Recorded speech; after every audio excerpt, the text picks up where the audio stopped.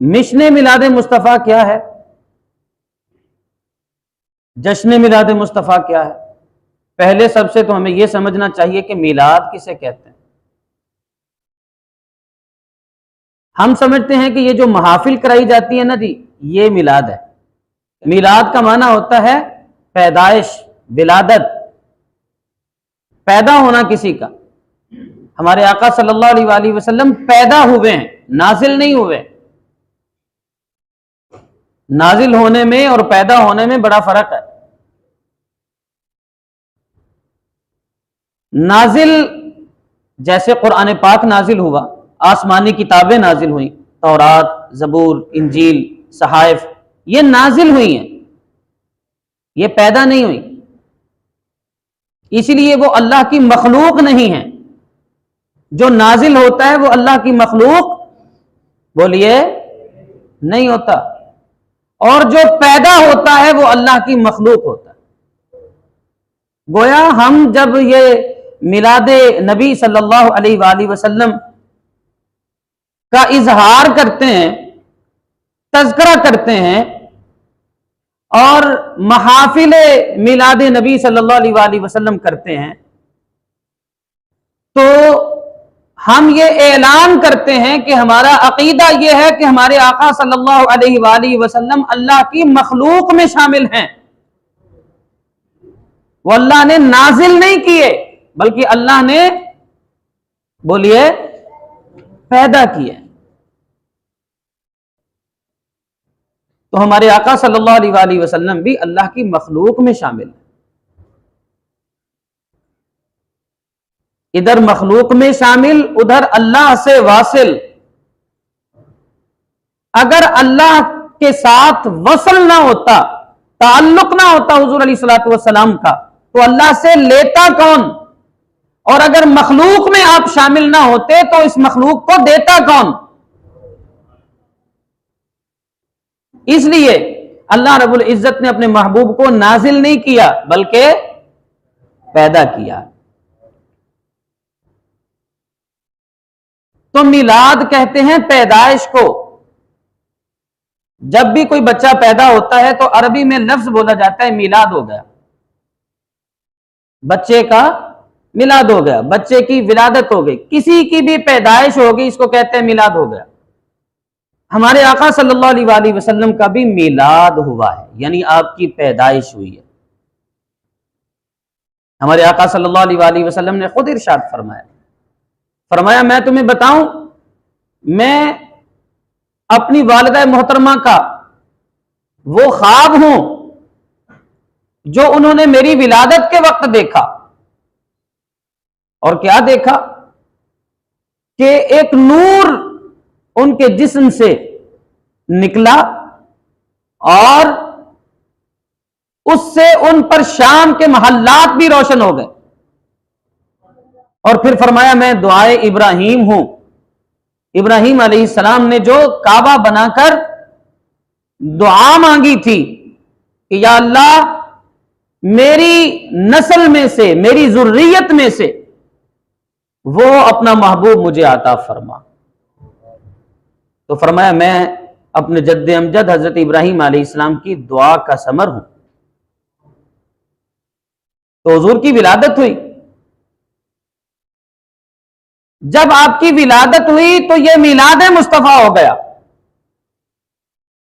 اور یہ بات سیرت کی کتابوں میں لکھی ہوئی ملتی ہے کہ ہمارے آقا صلی اللہ علیہ وآلہ وسلم جب اس دنیا میں تشریف لائے تو آپ سجدے کی حالت میں تھے، سجدے کی حالت میں تھے۔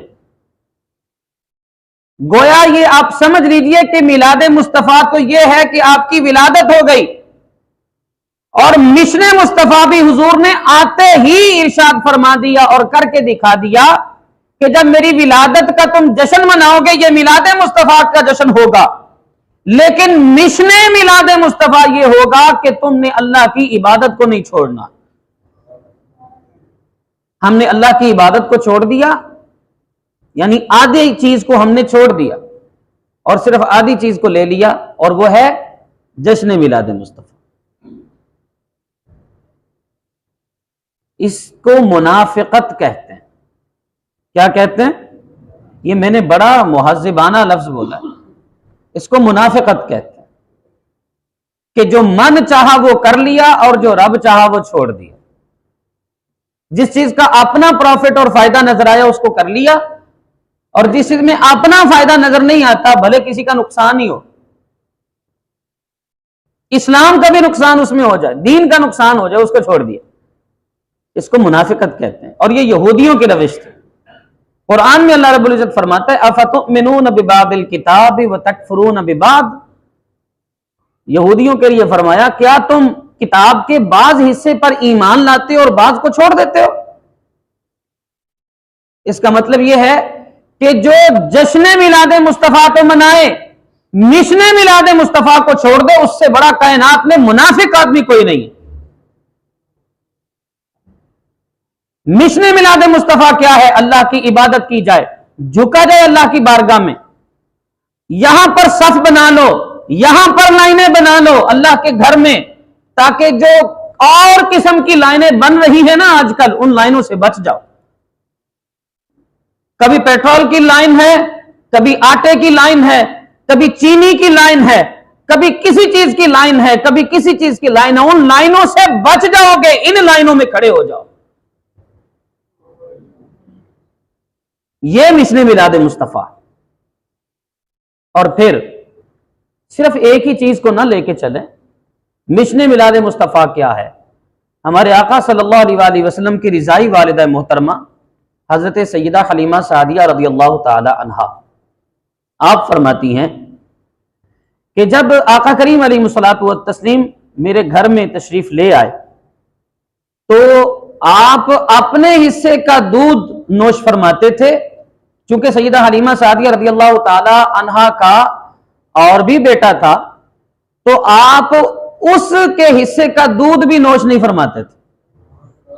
حضور نے ابتدا میں ہی کسی کا حق نہیں مارا ہے۔ آج تو ہماری حالت یہ ہے کہ ہر بندہ اپنے بہنوں کا قبضہ کر کے بیٹھا ہے، بھائیوں کا قبضہ کر کے بیٹھا ہے، بھتیجوں بھانجوں کا قبضہ کر کے بیٹھا، جس کی جہاں پر چلتی ہے وہ قبضہ کر لیتا ہے، مال دبا کے بیٹھ جاتے ہیں، جائیداد دبا کے بیٹھ جاتے ہیں، کسی کو ایک بالشت دینے کے لیے تیار نہیں ہوتے۔ یاد رکھیے حدیث مبارکہ میں آتا ہے، مفہوم ہے حدیث پاک کا، آقا صلی اللہ علیہ وسلم نے ارشاد فرمایا جس نے کسی کی ایک بالشت بھی زمین قابو کی ہوگی، قبضہ کیا ہوگا، تو وہ قیامت کے دن توق بنا کر اس کے گلے میں ڈالا جائے گا اور کہا جائے گا یہ ہے تیرا وہ مال، یہ ہے وہ چیز جس کو تو دنیا کے اندر سب کچھ سمجھتا تھا، اور اس کا وزن اس وقت اٹھایا نہیں جا سکے گا۔ جو کسی کا ایک پیسہ بھی دباتا ہے اس کو بھی قیامت کے دن حساب دینا پڑے گا۔ حق نہیں مار سکتے کسی کا، والدین کے حقوق ادا کرنے پڑیں گے، بہن بھائیوں کے حقوق ادا کرنے پڑیں گے، اولاد کے بھی حقوق ادا کرنے پڑیں گے۔ ہم صرف نہ ماں باپ کے حقوق بیان کر دیتے ہیں، اولاد کے کوئی حقوق نہیں ہیں۔ ماں باپ کے حقوق اعلیٰ ہیں مگر اولاد کے حقوق بھی چھوٹے نہیں ہیں۔ ماں باپ کے حقوق اعلیٰ ہیں مگر میاں بیوی کے حقوق بھی چھوٹے نہیں ہیں۔ چھوٹ نہیں سکتے آپ کسی جگہ سے بھی۔ یہ جب شادی ہوتی ہے نا جی، اس کا مطلب پتا کیا ہوتا ہے کہ پتر اور دھی جڑے نے سیانی ہو گئے، اب یہ سیانے ہو گئے، عقل مند ہو گئے، بڑے ہو گئے۔ شریعت میں جب بچہ یا بچی بالغ ہوتے ہیں تو شریعت یہ کہتی ہے، گویا اللہ رسول یہ فرماتے ہیں کہ اب یہ سیانے ہو گئے، اب یہ ذمہ دار ہو گئے۔ اس لیے جو ذمہ دار شریعت نے کر دیا ہے، جو مکلف شریعت نے بنا دیا ہے، اب اس کو اپنی ذمہ داریاں نبھانی چاہیے اور پہلے اس ذمہ داریوں کے بارے میں سیکھنا چاہیے۔ اسی لیے ہم گاہے بگاہے یہاں پر یہی کچھ کرتے ہیں، سکھاتے ہیں، ہم کوشش کرتے ہیں کہ جہاں تک ہو سکے اس حساب سے آپ کو سکھا دیا جائے، بتا دیا جائے، اپنا فرض منصبی ادا کر دیا جائے، بھلے اس کے لیے ہمیں جتنی بھی تنقید کا سامنا کرنا پڑے، کوئی فرق نہیں پڑتا، کیونکہ یہ منصب ایسا ہے کہ اس پہ ہر چیز کو بیان کرنا پڑے گا۔ اور شریعت یہ کہتی ہے کہ جس کی جتنی عمر ہے اس عمر کے حساب سے اس پر علم دین سیکھنا اور اس عمر کے مسائل سیکھنا فرض ہے۔ اگر کوئی بچہ ہے ابھی تو بچوں کے مسائل اس کو معلوم ہونے چاہیے، ابھی چونکہ اس کو خود ذمہ دار وہ نہیں ہے تو ماں باپ کے اوپر ذمہ داری بنتی ہے، بڑوں کے اوپر ذمہ داری بنتی ہے. اس لیے 7 سال تک تو شریعت نے مکلف ہی نہیں بنایا، پھر 7 سے 10 سال تک صرف سکھانے کا پروسیس رکھا ہے. 10 سال سے پہلے تک پروسیس ہے، صرف کر لے گا تو ثواب ہے، نہ کرے گا تو گناہ والا سلسلہ نہیں ہے. لیکن جب 10 سال کا بچہ ہو جاتا ہے تو شریعت نے اس کو مکلف بنا دیا ہے. اب اگر وہ نماز نہیں پڑھے گا تو اس کو گناہ کبیرہ ہے، یہ اس گناہ کبیرہ کا مرتکب ہو رہا ہے، اپنے فرض کو چھوڑ رہا ہے. اسی طرح اور باقی معاملات ہیں کہ جب وہ بچہ بڑا ہو رہا ہے تو اس کو بڑے ہونے کے مسائل سیکھنے چاہیے، نوجوانی کے مسائل سیکھیں، اور یہ فرض ہے، اسی کو فرض علوم کہتے ہیں. یہ مشن میلاد مصطفیٰ ہے. آپ کو پتہ ہے ہمارے آقا صلی اللہ علیہ وآلہ وسلم نے کس طرح کی تربیت فرمائی ہے. چھوٹی چھوٹی بات کو بھی حضور نے چھوڑا نہیں ہے، چھوٹی چھوٹی بات کو بھی. آپ دیکھیے نا حضور علیہ الصلوۃ والسلام کی ایک حدیث مبارکہ آپ کا فرمان ہے، آپ نے فرمایا میں تمہارے لیے ایک باپ کی طرح ہوں، حدیث پاک میں ہے. اب یہ بات کرنا، یہ جملہ کرنا بڑا ضروری تھا، کیونکہ اس سے آگے بات ہی کچھ ایسی تھی. یہ جملہ کہنا بڑا ضروری تھا. حضور علیہ الصلوۃ والسلام نے فرمایا میں تمہارے لیے باپ کی طرح ہوں. حالانکہ قرآن کے اندر اللہ رب العزت فرماتا ہے تم میں سے کسی کے باپ نہیں ہے. حضور میرا رسول، میرا نبی تم میں سے کسی کا باپ نہیں ہے. مگر حضور نے، حضور علیہ الصلوۃ والسلام کی چونکہ ذمہ داری تھی، فرض منصبی تھی، حضور علیہ الصلوۃ والسلام نے فرمایا کہ میں تو معلم بنا کر بھیجا گیا ہوں، اور جو معلم ہوتا ہے اس کی حیثیت کیا ہوتی ہے. اب حضور نے بیان فرمایا میں تمہارے لیے باپ کی حیثیت رکھتا ہوں، میں تمہارے لیے بولیے باپ کی حیثیت رکھتا ہوں. اسی جملے کے فوری بعد حضور علیہ الصلوۃ والسلام نے جو جملہ ارشاد فرمایا کمال کا ہے. حضور علیہ الصلوۃ والسلام نے فرمایا استنجا الٹے ہاتھ سے کیا کرو. یہ بات کوئی عام بندہ کہہ نہیں سکتا تھا، یا استاد کہہ سکتا ہے یا پھر باپ کہہ سکتا ہے. اس کے علاوہ کسی اور کے لیے یہ جملہ تھا ہی نہیں. استاد نے سکھانا ہوتا ہے، یا باپ اپنے بیٹے کو سکھا سکتا. ہمیں بھی ہمارے باپ نے، ہمارے والد صاحب نے بہت کچھ سکھایا، ہمارے اساتذہ نے بہت کچھ سکھایا. تو حضور علیہ الصلوۃ والسلام نے چھوٹی چھوٹی بات کی طرف بھی خاص توجہ دی ہے، عام نہیں، خاص توجہ دی، تاکہ چھوٹی سے چھوٹی بات بھی رہ نہ جائے. یہ ہے مشن میلاد مصطفیٰ جو بچوں کو ابتدا سے سکھائیے.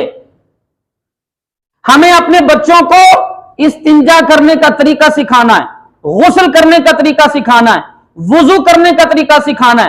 جس بچے کی جب بالغ ہو جاتا ہے اس سے پہلے تک جس بچے کو وضو اور غسل کا طریقہ نہیں پتا، اس کو استنجا کرنے کا طریقہ تک نہیں پتا، وہ کیا خاک مشن میلاد مصطفیٰ پہ چلے گا؟ اور جن کے بچے یہ مسائل ابھی تک نہیں جانتے، بالغ ہو چکے ہیں، بچوں سے کیا گلہ، بڑے نہیں جانتے. عورتوں کے مسائل عورتوں کو نہیں پتا ہیں. یہاں پر ایک عالم صاحب تشریف لائے تھے، انہوں نے ایک جملہ کہا میں کبھی اس کو بھول نہیں سکتا. انہوں نے کہا تھا ہم نے انگریزی اتنی پڑھ لی ہے کہ انگریزوں کو بھی پڑھا سکتے ہیں، مگر اسلامیات اور عربی ہم نے اتنی بھی نہیں سیکھی ہے کہ جو مر جائے تو اس پر فاتحہ کر سکیں.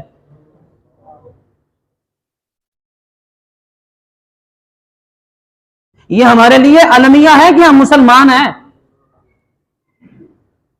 بات بات پہ ہم قسم کھاتے ہیں. میں بڑے وثوق سے یہ بات کہہ رہا ہوں کہ کوئی عیسائی کبھی عیسیٰ علیہ السلام کی قسم نہیں کھائے گا، کبھی انجیل کی قسم نہیں کھائے گا جو عیسائی ہوگا. لیکن مسلمان ہیں، قرآن دی قسم ہے، اللہ دی قسم ہے، منٹ نہیں لگاتے قسم اٹھانے کی. بے قرآن صرف ہم نے قسم اٹھانے کے لیے رکھا ہے. قرآن صرف گھر کے اندر صرف اس لیے رکھا ہے کہ چلو برکت ہو جائے گی، بس رکھنے سے ہی. اس میں کوئی شک نہیں، رکھنے سے بھی برکت ہوتی ہے، قرآن اللہ کا کلام ہے نا. مگر کیا صرف اسی لیے رکھا ہے کہ بس برکت ہوتی رہے، گھر کے اندر پڑا رہے؟ یا قرآن اس لیے قیمتاً ہم خریدتے ہیں، ہدیہ دے کر خریدتے ہیں، کس لیے کہ بچی کی شادی ہے تو چلو اس کے سر پر سایہ کر دیں قرآن کا. وہ سایہ کرنے سے پہلے بچی کو قرآن سکھائیں تو صحیح. قرآن اچھی طرح پڑھنا تک نہیں آتا ہے، ترجمہ تک نہیں آتا ہے، قرآن کیا کہہ رہا ہے یہ تک ہمیں نہیں پتا ہے. اور جب کوئی بات ہوتی ہے تو پھر کہا جاتا ہے تسی کہڑا سانوں پہلے دسیا ہے؟ بھئی ہم تو پڑھا رہے ہیں، ہم تو یہاں پر رہ رہے ہیں، ہم تو آپ کو کہہ رہے ہیں کہ سیکھیے، آپ ہمیں آ کر کہیے نا، کیوں نہ ہم سکھائیں آپ کو؟ ہم یہیں پہ رہتے ہیں، ہم کون سے کہیں دور ہیں؟ تو ہر کسی کی ذمہ داری ہے، پوچھا جائے گا۔ یہ ہے مشن میلاد مصطفیٰ۔ ہمارے آقا صلی اللہ علیہ وآلہ وسلم نے اس دنیا کے اندر آ کر ہر کسی کی تربیت کا اہتمام فرمایا۔ اور آپ کو پتا ہے حضور علیہ الصلوۃ والسلام تو عرب سے باہر ہی تشریف نہیں لے گئے، پوری زندگی عرب سے باہر آپ تشریف نہیں لے گئے، عرب کے اندر رہے، یہ جو عرب علاقہ ہے نا اس کے اندر ہی رہے، باہر تشریف نہیں لے گئے، لیکن پوری دنیا میں اسلام پھیلا ہے۔ کیسے پھیلا؟ حضور علیہ الصلوۃ والسلام کے زیر تربیت جو لوگ تھے، صحابہ کرام رضوان اللہ علیہم اجمعین تھے، پھر ان کے زیر تربیت جو لوگ تابعین تھے، پھر ان کے زیر تربیت جو تبع تابعین تھے، پھر ان کے زیر تربیت جو ائمہ مجتہدین تھے، پھر صوفیاء کرام، پھر اولیاء کرام، پھر یہ سارے کے سارے علماء، ان کے ذریعے ہی یہ ساری چیزیں حضور سے لے کر اب تک ہمیں پہنچ رہی ہیں، اور یہ سارا حضور کا فیض ہے۔ آپ ایک کی تربیت کر دو، ایک کو سکھا دو، اپنے ایک بچے کو سکھاؤ، وہ اپنے بہنوں کو سکھائے گا، بھائیوں کو سکھائے گا۔ آپ پہلے خود سیکھ تو لیں۔ یہ مشن میلاد مصطفیٰ ہے۔ نماز ہم نے پڑھنی نہیں، ساری رات محافل میں گزارنی ہے، نعتیں سن سن کے جھومتے ہیں، منع نہیں ہے، مگر یہ فرض و واجب ہی نہیں ہے۔ پوری پوری رات محافل کرنا کوئی فرض و واجب نہیں ہے۔ کائنات کے اندر کوئی ایک حدیث، قرآن کی کوئی ایک آیت، ضعیف سے ضعیف روایت بھی یہ نہیں مل سکتی کہ پوری پوری رات نعتیں سن کے اور محافل میں آپ گزار دیں اور صبح نماز چھوڑ دیں۔ ہماری اکثریت کیا ہے؟ عشاء کی نماز نہیں پڑھتے، مغرب کی بھی نہیں پڑھتے ہیں، خیر عصر کی بھی نہیں، زور کی بھی نہیں، عشاء کی بھی پڑھ کے نہیں آئیں گے، محفل میں جائیں گے، محفل پوری رات گزاریں گے، جب تک محفل ہے اس میں گزاریں گے، یا اس وقت آئیں گے جب لنگر کھانے کا ٹائم ہوگا۔ یہ بھی ہمارے لیے علم ہے جی، بہت زیادہ علمی ہے، بہت بڑا علمی ہے۔ لنگر کے لیے ہم آتے ہیں، تبرک کے لیے ہم آتے ہیں۔ کھانا ہی تو سب کچھ نہیں ہوتا یار، کیا گھر میں ہم کھانا نہیں کھاتے؟ آپ یقین کریں، حدیث پاک میں آتا ہے بسم اللہ الرحمن الرحیم پڑھ کر جو کھانا کھایا جاتا ہے اللہ اس میں برکت دیتا ہے۔ تو تبرک تو وہ بھی ہے جو آپ گھر کے اندر کھاتے ہیں، بھلے جو بھی پکا ہو بسم اللہ الرحمن الرحیم پڑھ کر آپ کھائیے، تبرک ہی ہے وہ، تبرک ہے وہ۔ تو پوری پوری رات محفلیں سجانا کوئی فرض و واجب نہیں ہے۔ ہاں اس آدمی کے لیے مستحب ہے، اچھا ہے، جائز ہے، نیکی کا کام ہے، جو آدمی نماز پڑھ کر آئے عشاء کی اور صبح جا کر نماز پڑھے، وگرنہ اس سے بہتر ہے، بہت بہتر ہے۔ حدیث پاک میں آتا ہے جو آدمی عشاء کی پڑھ کر سو گیا، کوئی کام نہیں کیا، عشاء کی نماز پڑھی سو گیا، اور پھر صبح اٹھ کر فجر کی نماز ادا کر لی، پوری رات سو کر بھی عبادت کا ثواب ہے، حدیث پاک۔ تو یہ مشن میلاد مصطفیٰ، ہم ان مشن میلاد مصطفیٰ کو پہلے پورا کریں نا، حق حقوق ادا کریں، جو فرائض ہیں ان کے بارے میں پوچھا جانا ہے۔ میں نے ایک جگہ پہ پڑھا ہے، حضرت عمر فاروق رضی اللہ تعالیٰ عنہ کے بارے میں آیا، حضرت عمر فاروق رضی اللہ تعالیٰ عنہ شریعت کے بارے میں بڑے سخت تھے، بہت سخت تھے شریعت کے بارے میں، شریعت کے معاملے میں کسی کی نہیں سنتے تھے۔ آپ کے بارے میں نے ایک جگہ پہ پڑھا کہ مرنے کے بعد، اس دنیا سے جانے کے بعد آپ کو کسی نے خواب میں دیکھا اور پوچھا اللہ نے آپ سے کیا معاملہ فرمایا؟ آپ تو سیدھے ہی جنتی ہوں گے۔ حضور علیہ الصلوۃ والسلام نے جو فرما دیا تھا کہ ابو بکر تو بھی جنتی ہے، عمر تو بھی جنتی ہے، عثمان تو بھی جنتی ہے، علی تو بھی جنتی ہے، عشرہ مبشرہ جن کو کہتے ہیں، 10 جو کنفرم صحابہ جنتی ہیں، حضور علیہ الصلوۃ والسلام نے ان کا نام لے کے بتایا تھا، اور بھی بہت سارے صحابی ہیں، صحابیات ہیں جن کو جنت کی بشارت حضور علیہ الصلوۃ والسلام نے دی ہے، صرف 10 ہی نہیں ہیں، اور بھی بہت سارے، لیکن ان کو خاص طور پہ اس لیے ان کو عشرہ مبشرہ کہا جاتا ہے۔ تو ان کو کسی نے خواب میں دیکھا اور پوچھا، آپ کی توجہ ہے نا سب کی میری طرف، یہ بات خاص طور پہ توجہ سے دل کے کانوں کو کھول کر سنیے۔ حضرت عمر فاروق رضی اللہ تعالیٰ عنہ کو کسی نے مرنے کے بعد خواب میں دیکھا اور پوچھا آپ کے ساتھ اللہ تعالیٰ نے کیا معاملہ فرمایا؟ یقیناً آپ تو جنتی ہیں۔ فرمایا بیت المال کا ٹرانسفر کرتے ہوئے، ایک جگہ سے دوسری جگہ مال لے جاتے ہوئے ایک رسی گم ہو گئی تھی۔ کیا؟ ایک رسی، کیا چیز ہوتی ہے رسی؟ ایک رسی گم ہو گئی تھی، مجھے نہیں پتا، زندگی میں مجھے نہیں پتا چلا، یہ حضرت عمر فاروق کہتے ہیں، خواب میں اس نے پوچھا تو آپ نے فرمایا بیت المال کا جو ट्रांसफर करते हुए एक रस्सी गुम हो गई थी, मुझे जिंदगी में नहीं पता चला, लेकिन मरने के बाद अब तक उसका हिसाब दे रहा हूं।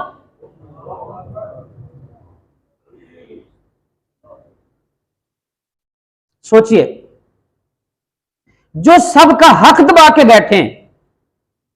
बहनों की शादियां कर देते हैं, बहनें जब अपना हिस्सा मांगती हैं तो कहते हैं शादी नहीं की थी तेरी।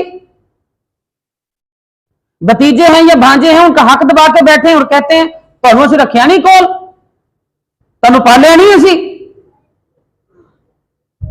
भाई का घर साथ है या उसी गली के अंदर है या उसी गांव के अंदर है या उसी शहर के अंदर है, फिर भी जब फितराना देने का या ज़कात देने का वक्त आता तो पूछते हैं जी आप सब कोई है कोई बंदा जरा ज़कात दे लाए तो वैसे देने हैं। भाई खाने के लिए तरस रहा है और बाहर ढूंढते हैं कि किसको दें।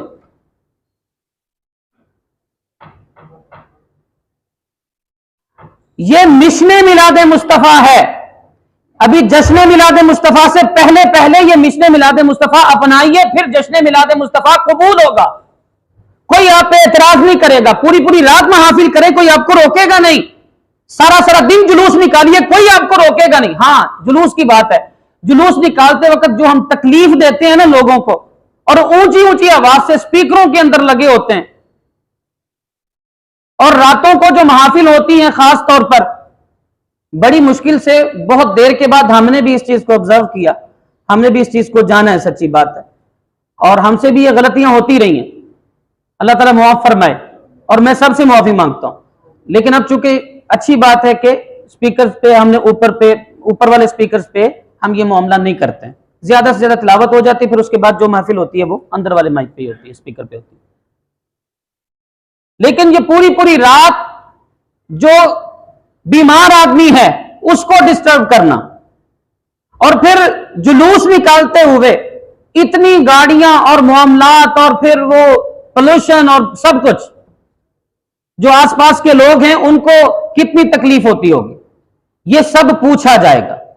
या तो जिस जगह पे महफिल कर रहे हैं, जिस जगह से जुलूस निकाल रहे हैं, सबको राजी करें, सबसे इजाजत लें, पहले ऐलान करें और कहा जाए भाई यहां से हमने जुलूस निकालना है, हम आराम के साथ लेके जाएंगे, स्पीकर तक कोई ऐसा सिलसिला नहीं होगा, हम बड़े आराम के साथ स्पीकर के बगैर ही नारे लगाएंगे, हुजूर की मिलादत का इजहार करेंगे, मिलाद पाक का सिलसिला है तो जुलूस निकालेंगे, बस आराम से जाएंगे और आराम से यहां से निकल जाएंगे, वापस भी इसी तरह आएंगे। इजाजत लें, वरना पूछा जाएगा। कोई ऐसा बीमार आदमी होगा जिसकी वजह से, आपकी वजह से जिसकी बीमारी और ज्यादा बढ़ जाएगी तो मामला तो खराब हो गया। यहां तक भी आया है हदीस मुबारका में कि जो इमाम हो उसको ख्याल रखना चाहिए कि उसके पीछे जो मुक्तदी हैं क्या उनमें कोई ऐसा बंदा तो नहीं जो बीमार हो, जो ज्यादा खड़ा ना हो सकता हो या ज्यादा लंबी नमाज ना पढ़ सकता हो, और इमाम साहब जो लंबी लंबी क़रात शुरू कर दें और पीछे वो गिर जाए, पीछे वो मामला खराब हो जाए। जितना जरूरत है उतना तो है ना जी, वो तो किसी की भी नहीं उसमें मानी जा सकती ना, लेकिन इतनी बड़ी क़रात शुरू कर देना कि मामला ही खराब हो जाए, ये मना फरमाया गया शरीयत में। तो जब नमाज के अंदर इस तरह मना फरमाया गया है तो फिर ये जो नात खानी है या बाकी महाफिल का सिलसिला है या जुलूस का सिलसिला, उसमें तंग करने का किसने कह दिया, किसने इजाजत दे दी? अच्छा, ये मेरी बातों को उल्ट मत ले लीजिएगा, अक्सर तौर पर मेरी बातें उल्टी ली जाती है या आधी सोच ली जाती है, आधी उस पर अमल कर लिया जाता है और आधी को मेरे खाते में डाल दिया जाता है। मैं किसी को ना मिलाद से मना कर रहा हूं, ये जो महाफिल मिलाद होती है मैं मना नहीं कर रहा हूं, मैं खुद मिलाद की महफिल में जाता हूं, मैं खुद नात ख्वां, मैं खुद तकरीर करता हूं, मैं खुद महाफिल करवाता भी हूं, करता भी हूं, आप भी जानते हैं, हम खुद जुलूस निकालते हैं।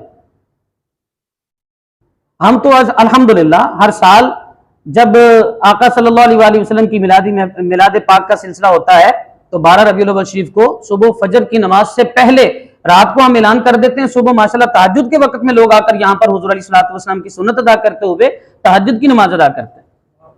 हमारी मस्जिद भरी होती है माशाल्लाह तहज्जुद के वक्त में, और फिर उसके बाद बाकायदा महफिल होती है, केक काटा जाता है हुजूर अलैहिस्सलातु वस्सलाम की आमद के सिलसिले में, फिर उसके बाद तबर्रुक तकसीम किया जाता है, फिर उसके बाद फजर की नमाज बाकायदा तौर पर, माशाल्लाह जितना हमारा जुमे का होता है या ईद का सिलसिला होता है उसी तरह हमारे यहां पर रश होता है फजर की नमाज में।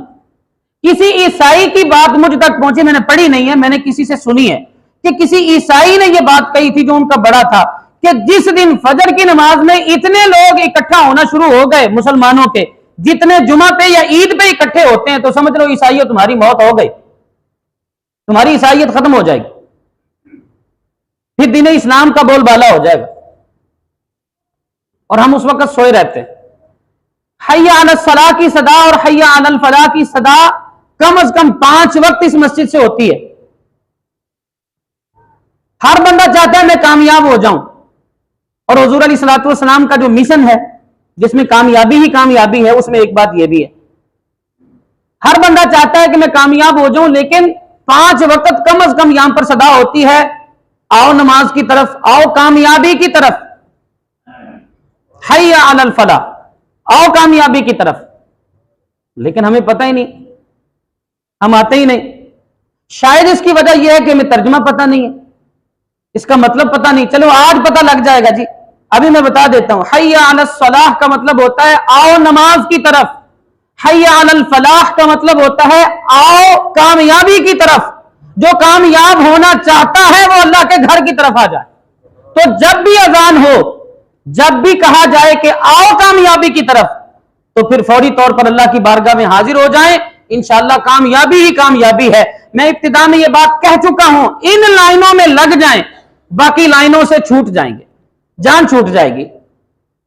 यह मिशन मिलाद मुस्तफा, तो किसी को तंग ना किया जाए, किसी का हक ना मारा जाए, और जितने भी मामलात हैं उन मामलात में शरीयत इस्लामिया के मुताबिक अपना वक्त और जिंदगी गुजारी जाए। ये मिशन मुस्तफा। अपने बच्चों को दीन सिखाइए। हुजूर अलैहिस्सलातु वस्सलाम ने पूरी दुनिया के अंदर सहाबाए किराम, फिर उनके सहाबाए किराम के जरिए ताबईन, फिर ताबईन के जरिए तबा ताबईन, और बाकी आगे चलते चलते सिलसिला उलमाए किराम का, जैसा मैंने आपको तरतीब बताई है। तो ये सारे के सारे हुजूर अलैहिस्सलातु वस्सलाम की तालीमात को ही फैलाते फैलाते इस दुनिया के अंदर से गए हैं। आज ये मिंबर रसूल पर मेरी ड्यूटी है, मेरी वजह से निजाम नहीं चल रहा, ये बात याद रखिए। निजाम चलता रहता है, किसी के जाने से, किसी के ना रहने से, किसी के मर जाने से निजाम नहीं रुकता, निजाम चलता रहता है। कोई बंदा कह रहा मेरे वजह ना चलन रहा है, मेरे को बगैर चला के बखान, भाई बड़े बड़े इस दुनिया में आए और चले गए, निजाम वैसे का वैसा चल रहा है, कोई किसी के ऊपर डिपेंड नहीं करता। ये बात याद रख लें, किसी की वजह से निजाम नहीं चल रहा, निजाम अल्लाह खुद चलाने वाला है।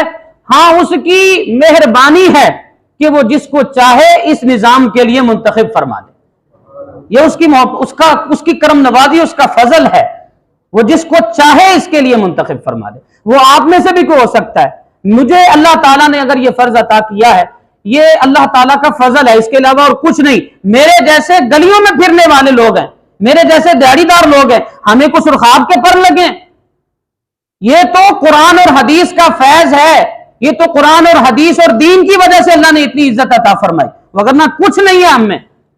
इसलिए ख्याल रखा जाए, मिशन मिलाद मुस्तफा, इसको कभी ना छोड़ा जाए। मिशन मिलाद मुस्तफा को छोड़कर जो जश्न मिलाद मुस्तफा मनाए वो मुनाफिक है। बात सीधी सी है कि जो हुजूर की एक बात को तो मान रहा है, तो जिसमें खाना पीना मिल रहा है, जिसमें जरा आजादी मिल रही है, जिसमें गाड़ियों के साइलेंसर निकाल कर फिर घुमाना मिल रहा है, और गलियों बाजारों को सजाना मिल रहा है, पैसे इकट्ठे करने मिल रहे हैं, वो तो उसके अपने फायदे की बात हो रही है ना। लोगों को इकट्ठा करके तो अपनी तारीफें समेटने की भी कोशिश कर रहा है और वाहवाह करवाने की भी कोशिश कर रहा है। ये तो अपना फायदा है भाई। जो दूसरों का फायदा, इस्लाम का फायदा, दीन का फायदा नहीं सोच रहा, वो बंदा मुनाफिक है। और दीन का फायदा और इस्लाम का फायदा क्या है? उसमें अपना भी फायदा होता है, सबके बराबर अपने आप को भी सवाब मिलता है। हुजूर अलैहिस्सलातु वस्सलाम की हदीस मुबारका का मफहूम है, फरमाया जिसने इस्लाम में कोई अच्छा तरीका इजाद किया और लोगों ने उस पर चलना शुरू कर दिया, जिसने इजाद किया था उसको भी सवाब मिलेगा, जिसने उस पर अमल किया अच्छे तरीके पर, उसके बराबर, उन सब के बराबर उस पहले बंदे को भी सवाब अल्लाह अता फरमाएगा। और जिसने इस्लाम में कोई बुरा तरीका इजाद किया और लोगों ने उस पर चलना शुरू कर दिया, फिर उस आदमी को भी गुनाह होगा। जो उस बुरे अमल को करेगा उन सब के बराबर उस पहले करने वाले को, इजाद करने वाले को गुनाह भी अल्लाह ताला फरमाएगा। इसीलिए फुकाहे किराम बयान फरमाते हैं کہ حضرت آدم علیہ السلام کے بیٹے نے جو قتل کیا تھا نا اپنے بھائی کو، قیامت تک جتنا بھی کوئی قتل کرے گا نا، جو کوئی قتل کرے گا، ہر قتل کا گناہ اس کو ہو رہا ہے۔ تو آج ہم مشن میلاد مصطفیٰ پہ چلے نا، انشاءاللہ مزہ آئے گا۔ اچھا طریقہ ہے، اور اچھا طریقہ کیا ہے؟ لوگوں کو نماز، خود بھی پڑھیے، نماز کی طرف لوگوں کو لگائیے، اپنے بچوں کو خاص طور پہ دین کی طرف لے کے آئیے، اور بچوں کو سکھائیے کہ پتر اے ادب اداب ہوتا ہے۔ اچھا شرم محسوس نہ کیا کریں کہ پتر تو ہن ہاتھ چومے گا، تسی کہو گے کہ پتر میرا ہاتھ چومیا کر، نہیں، بتائیں کہ بیٹے ماں باپ کے ہاتھ چوما کرتے ہیں، ماں کے پاؤں کو چوما کرتے ہیں، باپ کے ہاتھ کو چوما کرتے ہیں، باپ کے بھی پاؤں کو چوما کرتے ہیں، بتائیے نا۔ ہم نے بہت سارے لوگوں کو کہا، انہوں نے اپنے بچوں کو کہا، ان کے بچے ہمارے سامنے ان کے ہاتھ چومتے ہیں۔ ہم خود اپنے بچوں کو جو پڑھاتے ہیں ان کو بتاتے ہیں کہ پتر گھر جا کے ماں دے بھی پیر چومنے نے، باپ دے بھی ہاتھ چومنے نے، ہم بتاتے ہیں، خود بتاتے ہیں ہم کم از کم۔ اچھا آپ کو پتہ ہے باپ تھکا ہوا گھر آتا ہے سارا دن، جب بچہ اس کا ہاتھ چومے گا نا، سچی بات یہ ہے اس باپ کی ساری تھکاوٹ دور ہو جائے گی۔ ماں سارا دن کام کرتی ہے، جب بیٹا جائے گا اس کے پاؤں کو جا کر چومے گا یا ہاتھ کو جا کر چومے گا نا، ماں کی سارے دن کی تھکاوٹ دور ہو جائے گی کہ آج میری محنت جڑی رنگ لائے۔ بیٹیوں کے لیے بھی یہی ہے، بیٹوں کے لیے بھی یہی۔ اللہ تعالی ہم سب کو عمل کی توفیق عطا کرے۔ وما علینا الا البلاغ المبین۔ سنت ادا کرے۔